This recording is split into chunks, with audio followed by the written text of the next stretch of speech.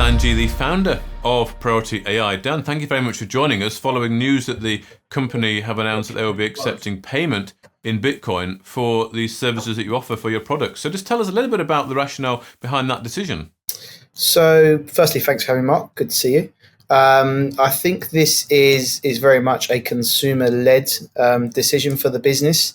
So we have been operational for several years now. We started onboarding customers in line with our IPO back end of last year when we spoke first.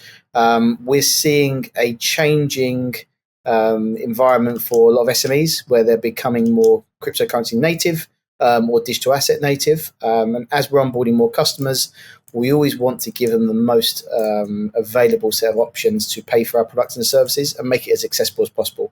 Everything we're doing is about accessibility of AI to small businesses, growth services to small businesses, and consumer demand is more companies are embracing digital currency, and we want them to be able to use that to buy our products and services. Okay. Well, that sounds like pretty good common sense to me. The market seems to like it. I mean, I think you've almost doubled, you've over doubled, I think, today. You're up certainly 100% as the time of recording this interview. So, I mean, I just want to get a sense of what you see happening in the space in general, because we've seen a lot, it seems to have come all of a sudden, a lot of sort of shift in the crypto space, particularly with Bitcoin and companies holding Bitcoin as a strategic treasury almost, or strategic reserve. It seems a lot has happened in London recently. So are you considering doing something similar here? I mean, I don't think a lot of this is new news, Mark. I mean, I've worked with digital assets and cryptocurrency since probably 2021. I've run businesses accepting some forms of payment using payment gateways. We've partnered with Coinbase Commerce to power our gateway as our acquirer.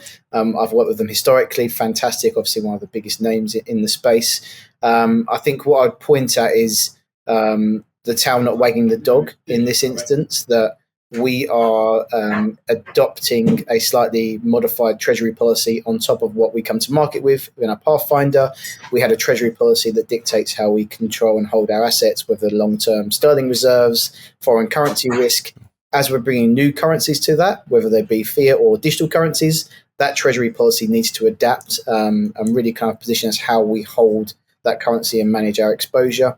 Obviously, we're selling our products, our goods and services in exchange for digital currency. So we're going to be accumulating larger balances of that as we onboard more customers, and we have to be prudent how we manage that. So there's a policy in place as we onboard more customers, and the product's been very well received. We're really happy with that, on track with forecast. We're going to be kind of accumulating more based on what our customers want to pay with, whether it's sterling, dollars, Bitcoin, Ether. Okay, excellent. Well, you mentioned there in line with forecast. I would just like to get a sense of how the company is performing and the product as well. So perhaps just first of all, can you remind us what the product does, who you're targeting, and then if you can, talk us through, how the year's been going so far. Okay, so product will whistle stop through. So 3 sets of products, in effect, a digital agent product, which can sit on small businesses, websites, social platforms, Telegram, WhatsApp, and engage with their stakeholders. So that's very much a community engagement tool, giving people answers to the questions they need, built on an SME's own custom training data. So we go out and build that, automatically deploy it for small businesses, anything from 1-2-man operations all the way up to large-scale multinationals. And we've just started onboarding in some other countries as well, which is really exciting, all the way through to our generative platform, which is taking some of those insights which are being driven by business stakeholders and actually creating things, rather than creating, for example, press releases, social content, management accounts that are based on management insights. They're actually being based on community insights. So it's actually using some of that work to create real tangible outputs for businesses. So great platform. We're developing it. The team's growing. The development team's growing quite rapidly as well, which is fantastic.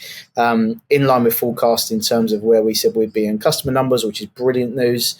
We've opened up a lot more revenue streams. We announced, I think, a couple of months ago, some large-scale consultancy work for leukemia care, which is a lovely 6-figure revenue package for us as well, which accounts for about 20% of our entire full-year revenue forecast. So it's a big line item for us that we didn't expect, which is fantastic. But it's also opened up the charity space to us, and we're working on some other grant options and some other names within the charity space as well.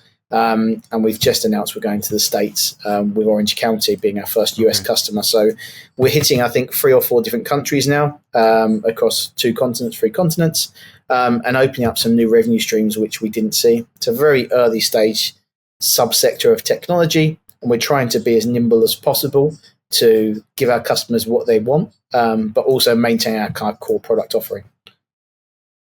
Okay. Well, it certainly is a new industry, as you say. It's still very much finding its feet. You say it in line with forecasts. So just trying to cast my mind back, I think, was that around 100 customers in the first year you wanted onboarding? And what was the revenue? About 600,000, was it? Correct.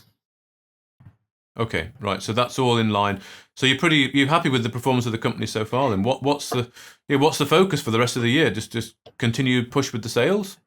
Focus for the year is customer onboarding, optimizing our process. We're just about to go live with our new website, in line with our new payment options and payment gateways. Stripe is our acquirer for our online payments. Adding new features to the platform. We've had a lot of customers asking for custom features and custom feature sets.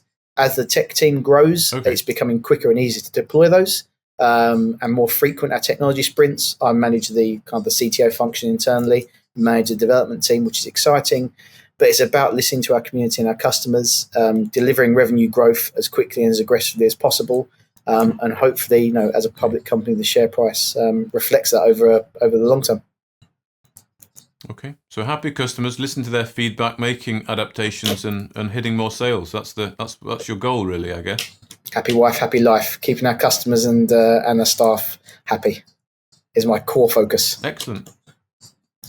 Well, Danji, thank you very much for your time, as always. So hopefully, we can catch up a fair bit more throughout the summer and see how things progress. But for now, thank you very much for your time. Thanks for your time, Mark.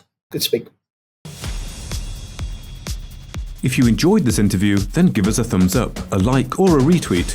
Subscribe to us on YouTube or follow us on Twitter and hit that notification bell to be the first to know when we release new content. There's loads of great content on our website too, across all our programs at StockBoxMedia.com. Thank you for watching.